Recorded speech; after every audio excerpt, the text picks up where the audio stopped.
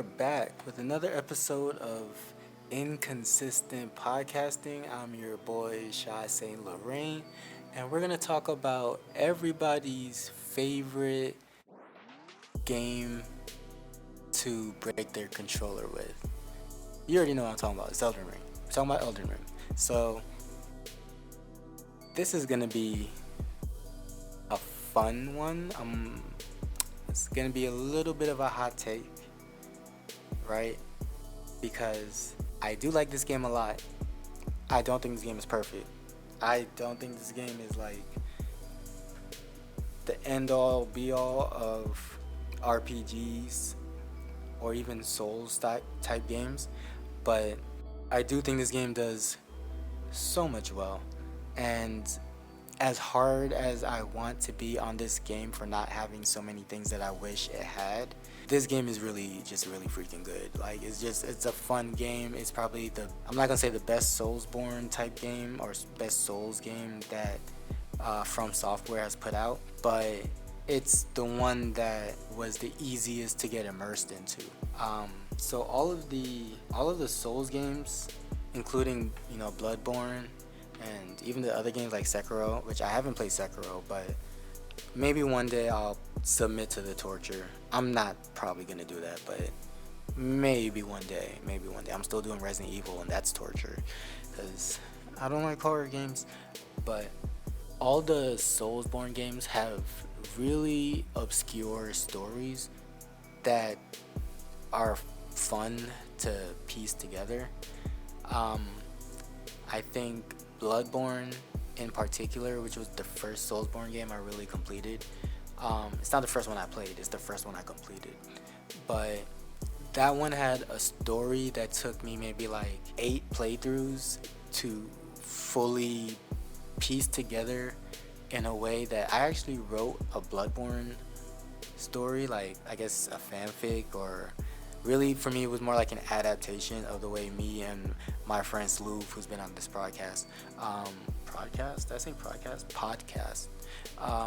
the way we played the game. And that's actually been like one of my that's the only story that's been fully completed that I published on Wattpad, and it's still ranking. I'm actually still pretty impressed by that. So if you get a chance, if you do check out this video review, and you want to check out some of the stories I've written.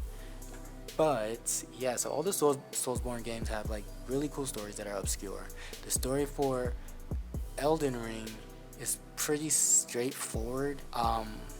You basically just have to put the pieces of the universe together again, and to do that you have to defeat the Elden Lords, which are like titans essentially, but also warriors and mythical heroes. You have to defeat them and essentially take what they're guarding, or take what they take their place or something like that, in order to basically revive this spiritual tree, or to move the world forward. It's a really obscure story. It's really interesting. It's really hard to understand a Soulsborne story just like off the top, but this one is actually a bit more straightforward than your typical Soulsborne game, not counting the clones. I'm really talking about like Demon Souls and Bloodborne. This one is a bit more straightforward, but a lot of what makes these stories really deep is that the side characters represent all the history. Like, you talk to one person and there's so much they have going on behind them, and you might not even see them after you talk to them, or if you talk to them too many times you might find them somewhere else because they have their own quest that they're on. They have their own things that they're doing, and you might go into a boss fight and this side character is just, he's here for the fight because he has history with the person you're fighting, and it's just cool. It's like there's so much world, there's so much lore, there's so much history in this game, and it's a trademark of the Soulsborne games to be obscure, but then to also kind of fill in the story through gameplay, through pure gameplay. You talk to someone, you tell them something, they send you somewhere.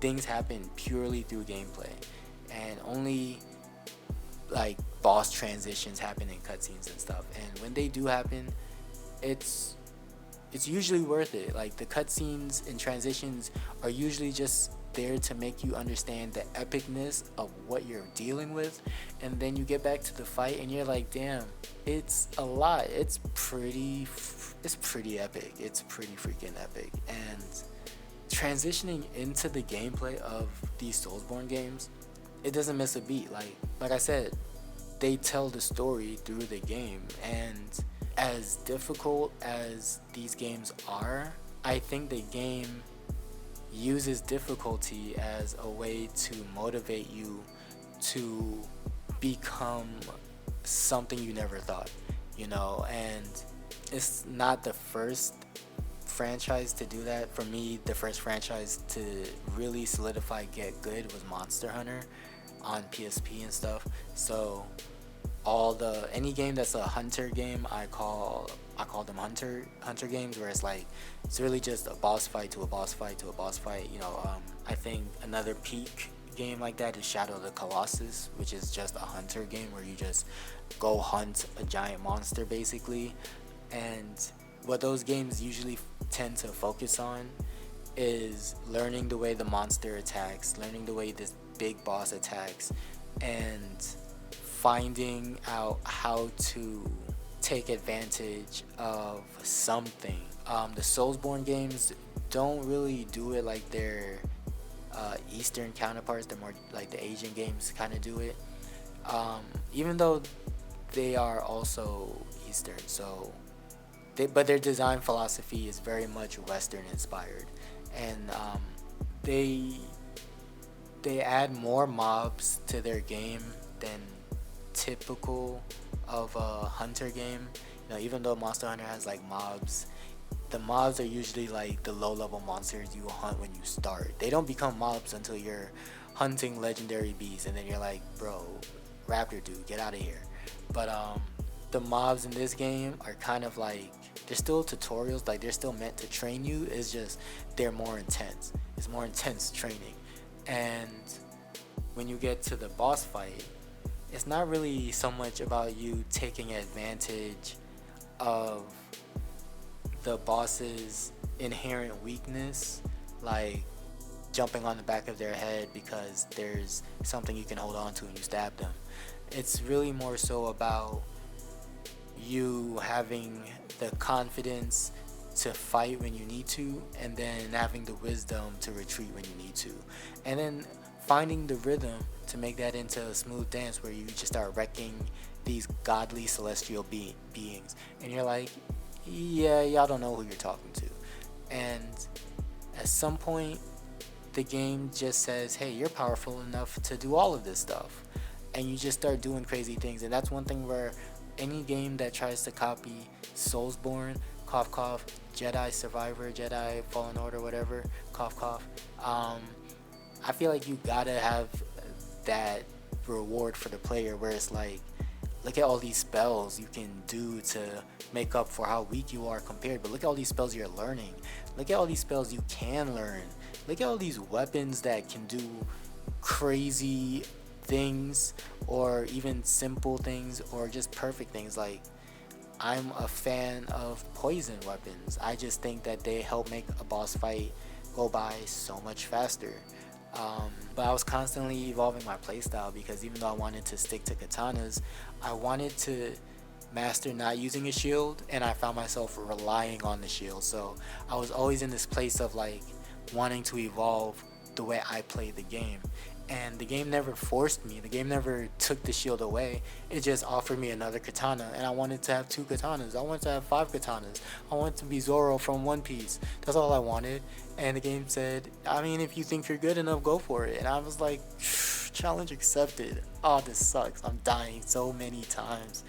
Oh, this is so fun. Oh my gosh, this hurts. What is food?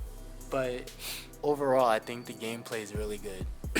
The one thing I feel like I do wish there was more of is just a little bit more NPC interaction that isn't so obscure. I would like to kind of go places where it's not 100% a fight or 100% just vague person speaking in vague complete sentences repetitively with nothing else to say until I do the obscure task or say the obscure thing that pushes their specific plot along. Like, it would actually be cool to kind of go into a town that's not a hellish nightmare and just say hi, maybe like sell my sword, still keep all the stuff going on in most places, but like, it would be cool just to enjoy the traveling aspect of it a little bit more. There's so many like different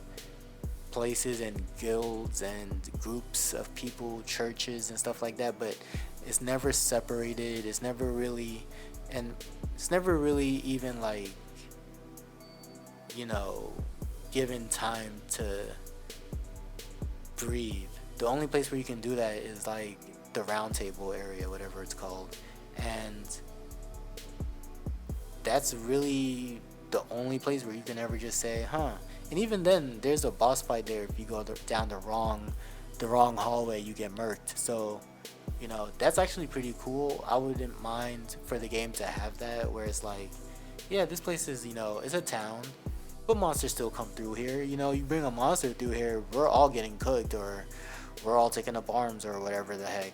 So I would love to see that. And like Elden Ring 2 is just a more of a mix between non-combat and combat. Even you can keep some things obscure, but I would like to feel a little bit more immersed in the world. I would like to feel like I can enjoy the world that is here, because the visuals of the world do kind of range from like, oh, this is really beautiful, to I'm not sure how I feel about this palette or this vibe. And it's fine, because it usually gets the point across of like the location, but it would be nice to have areas where you can really enjoy the world.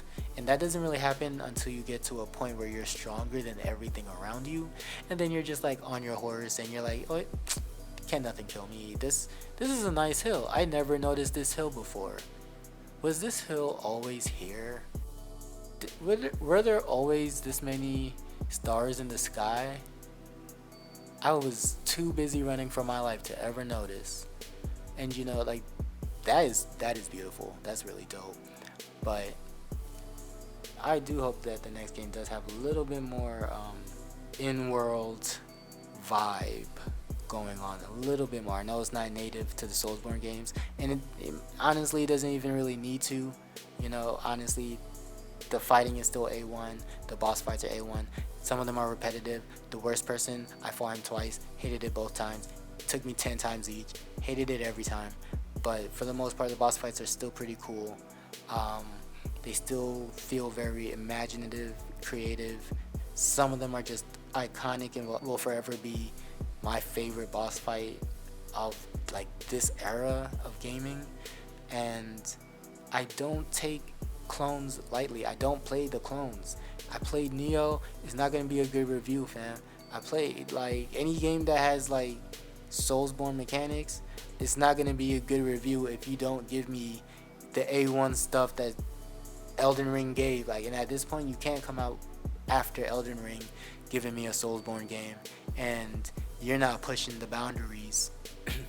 I'm gonna laugh you out. I'm gonna review your game. I'll review your game after I play it for free, and I'm gonna let you know, like, stop. You got billions of dollars backing you, and you copied someone else and still got a C. I'm not okay with it. But Elden Ring, A1.